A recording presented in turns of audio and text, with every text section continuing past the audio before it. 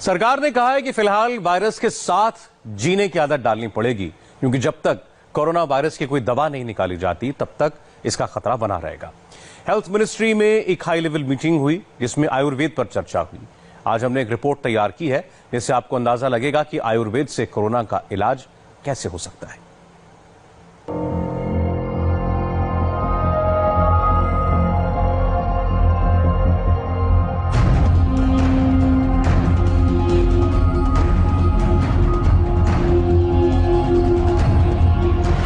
एक तरफ वायरस है तो दूसरी तरफ आयुर्वेद की ये 4 औषधियां हैं। एक तरफ वैक्सीन की खोज है तो दूसरी तरफ आयुर्वेद की शक्ति है।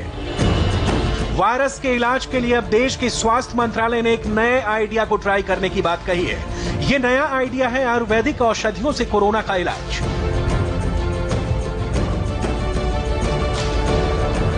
अब देश के स्वास्थ्य मंत्री आयुष मंत्रालय के साथ एक हाई लेवल मीटिंग में वायरस के इलाज के रूप में आयुर्वेद दवाओं की ट्रायल की तैयारी कर रहा है।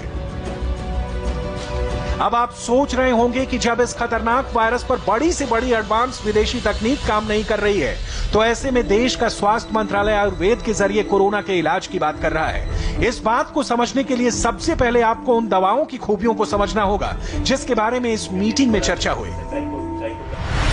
इनमें सबसे पहले है गिलोय, जिसका बॉटनिकल नाम है टीनोस्पोरा कार्डिफोलिया। दूसरी औषधि है अश्वगंधा, जिसका वैज्ञानिक नाम है विदानिया सोनमिफेरा। तीसरी दवा है मुलेठी, जिसे अंग्रेजी में ग्लिसिरहिजा ग्लार्ब कहते हैं। और चौथी औषधि है तुलसी, जिसे विज्ञान की भाषा में ऑसिमम सैक्टम कहा जाता है। अब एक एक करके इनके गुणों को समझिए। सबसे पहले बात गिलोय की। पान के पत्ते जैसा दिखने वाली गिलोय मुख्य रूप से एक वनस्पति है जिससे आयुर्वेद में कई गंभीर बीमारियों का इलाज किया जाता है। अपने खास गुणों की वजह से गिलोय को आयुर्वेद में गुड़ुचि और अमृता भी कहा जाता है।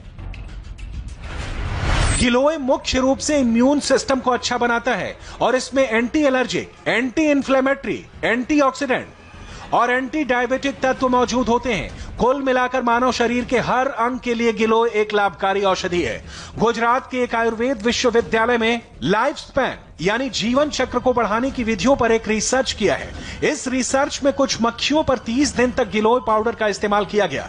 आपको जानकर हैरानी होगी कि इससे मक्खियों का जीवन काल 85 दिन का हो गया। आमतौर पर मक्खियों का जीवन काल 25 से 30 दिन का होता है। बाद में इस रिसर्च को नीदरलैंड के एक हेल्थ केयर जर्नल में प्रकाशित किया गया।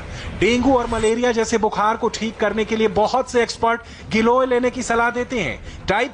टाइप 2 डायबिटीज से पीड़ित रोगियों का शुगर लेवल ठीक करने के लिए गिलोय के इस्तेमाल की सलाह दी जाती है। इससे शरीर में इंसुलिन हार्मोन बनने में मदद मिलती है जिससे शुगर लेवल ठीक रहता है।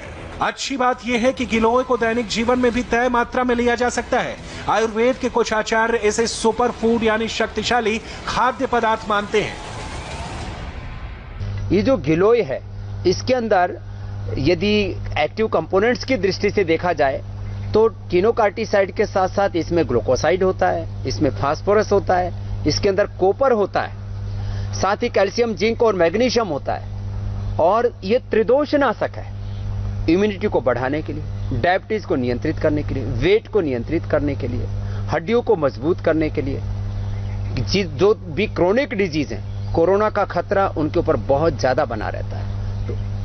जितने भी क्रोनिक डिजीज है, माने blood pressure, heart problem, asthma, diabetes, obesity और किसी भी प्रकार की जो क्रोनिक डिजीज है इंटरनल ऑर्गन से रिलेटेड, उनको दूर करने में गिलोय की बहुत बड़ी भूमिका है। सर्दी जुकाम कफ एलर्जी को तो इंस्टेंट बेनिफिट देती है गिलोय। इसलिए गिलोय सच में संजीवनी है।